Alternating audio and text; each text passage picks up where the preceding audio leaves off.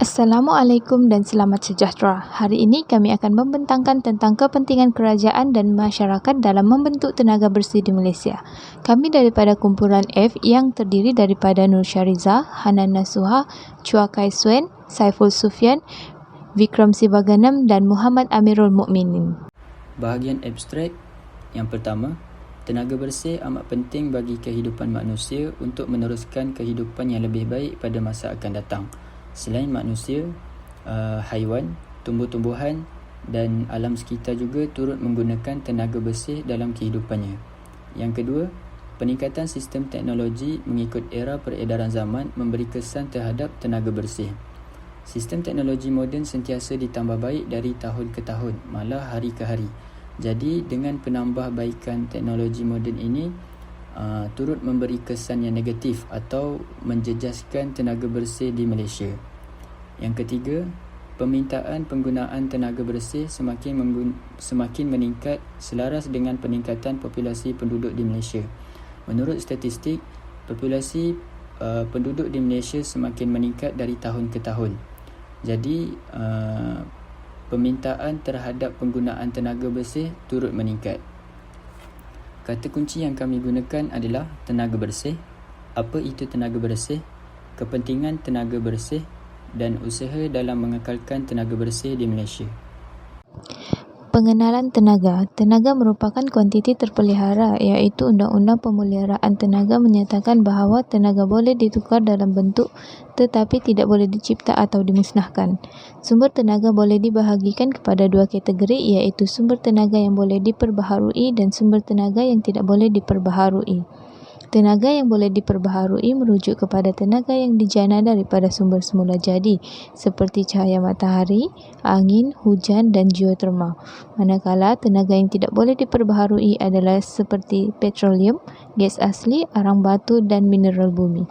Namun, daripada dua sumber tenaga tersebut, tenaga boleh diperbaharui adalah tenaga yang paling diperlukan di Malaysia masa kini kerana mampu membantu dari pelbagai sudut seperti keuangan, keselamatan bekalan elektrik dan banyak lagi.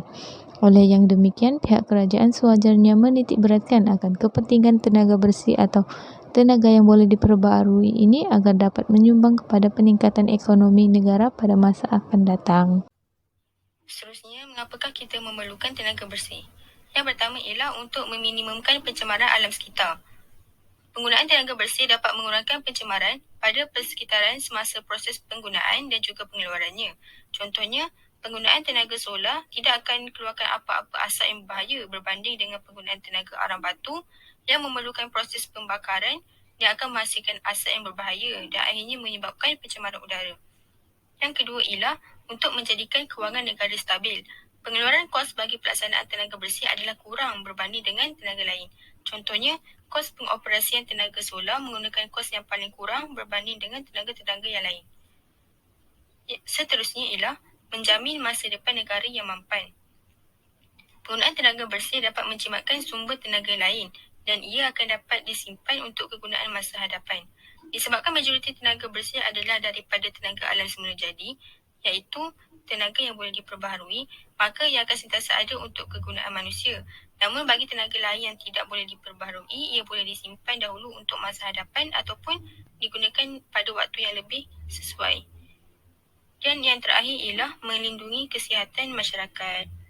Penggunaan tenaga bersih dapat mengelakkan penyakit berkaitan pernafasan dan paru-paru pada masyarakat. Contohnya, pengeluaran asap yang berbahaya daripada tenaga tidak bersih akan menyebabkan perkara tersebut berlaku. Selamat sejahtera, nama saya Chua Kai Suen. Persoalan yang diberikan kepada saya ialah apakah yang telah kerajaan lakukan dalam pembangunan tenaga bersih? Usaha yang telah dilakukan oleh pihak kerajaan dalam pembangunan tenaga bersih terlibat dalam dua jenis tenaga, iaitu tenaga suria dan tenaga hidroelektrik. Dari aspek tenaga suria, pihak kerajaan telah memperkenalkan skim pemeteran tenaga bersih iaitu Net Energy Metering (NEM) pada bulan November 2016.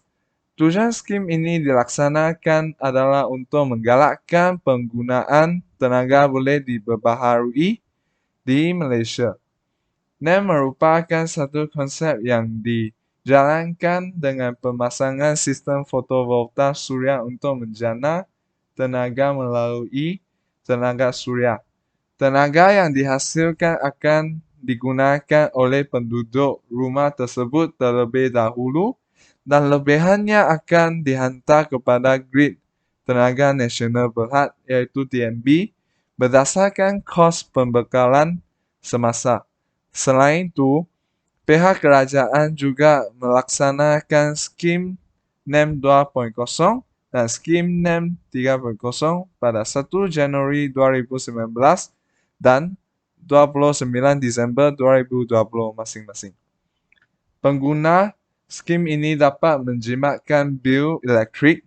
Pada masa yang sama, penjanaan tenaga elektrik daripada tenaga surya dapat mengurangkan pembakaran bahan api fosil. Di samping itu, pencemaran alam sekitar dapat dikurangkan.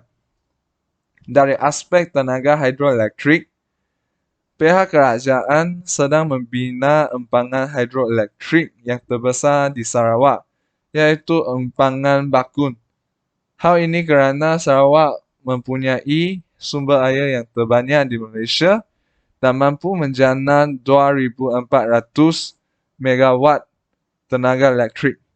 Menurut Ketua Menteri Sarawak, Dato' Patinggi Abang Johari Tun Openg, beliau menegaskan bahawa Sarawak akan memperkembangkan lagi pembangunan hidroelektrik rentas sepadan dan tenaga yang dijana dapat diekspor ke negara jiran iaitu Kalimantan Barat Indonesia. Sekian, terima kasih. Di sini saya akan menjemput rakan saya untuk membuat berpendangan seterusnya. Nama saya Vikram Semenianam dan tujuan segmen ini adalah untuk mengukur kesedaran orang ramai tentang tenaga bersih. Jadi kita telah menjalankan tinjauan online untuk menguji kesediaan mereka untuk menerima pelaksanaan tenaga bersih dalam pelan tenaga negara kita. 58.3% daripada responden kami menyokong penuh menggunakan tenaga bersih, manakala baki 41.7% masih belum membuat keputusan tetapi bersedia untuk mempertimbangkannya dalam masa terdekat. Apabila diminta untuk mengenal pasti yang mana antara empat sumber ini, bahan api fosil, nuklear, angin dan solar tidak mampan, hanya 66.7% memilih bahan api fosil, yang merupakan jawapan yang betul. Kekurangan pengetahuan asas ini adalah sebab mengapa terdapat begitu banyak keraguan mengenai tenaga bersih. Tidak boleh dinafikan bahawa kebanyakan masyarakat Malaysia pernah dengar tentang tenaga bersih, tetapi kebanyakan mereka hanya mempunyai pengetahuan yang cetek. Kekurangan pemahaman ini akan membentuk andaian negatif tentang tenaga bersih. Sebagai contoh, ia terlalu mahal ataupun dihaskan hanya untuk orang kaya. Untuk mengubah persepsi negatif seperti ini, beberapa langkah perlu diambil. Pertama sekali, penggunaan platform media sosial boleh memberi peluang kepada netizen untuk meluaskan ilmu mereka. Ini adalah cara yang efektif untuk menyampaikan maklumat kepada orang ramai. Kita boleh menggunakan aplikasi seperti YouTube untuk mencipta video tentang kepentingan tenaga bersih. Setiap orang memiliki telefon pintar pada masa ini, termasuk orang yang tinggal di kawasan luar bandar. Jadi ini akan memberi impak yang tinggi. Selain itu, kerajaan patut menganjurkan kempen-kempen di seluruh negara untuk meningkatkan kesedaran terhadap kesan-kesan buruk sumber tenaga yang bukan bersih. Sumber seperti bahan api fosil tidak patut digunakan lagi. Akhirnya, bertentangan dengan kepercayaan popular, tenaga bersih bukan sahaja mesra alam tetapi juga mesra dompet. Kini lebih murah untuk membina projek solar ataupun angin baharu daripada meneruskan operasi kebanyakan kilang janakuasa arang bantu. Memandu kereta elektrik sementara itu kosnya kurang berbanding dengan memandu kereta berkuasa petrol kerana harganya kerap meningkat. Itu saja daripada saya. Presentasi akan diteruskan oleh kawan-kawan saya yang lain. Secara keseluruhannya, tenaga bersih amat diperlukan oleh kita semua bagi menjamin kelestarian dan keindahan alam sekitar. Oleh itu, diharapkan kerjasama oleh semua pihak dari kerajaan maupun masyarakat amat diperlukan bagi meneruskan dan menjayakan pembangunan tenaga bersih di Malaysia dengan lebih efektif. Tidak dapat dinafikan juga bahawa kesedaran mengenai manfaat tenaga bersih dalam kalangan masyarakat Malaysia masih lagi rendah dan perlu dipupuk agar usaha ini tidak bertepuk sebelah tangan. Oleh itu, diharapkan agar pembangunan tenaga bersih ini dapat dijayakan dengan tempoh yang lebih cepat.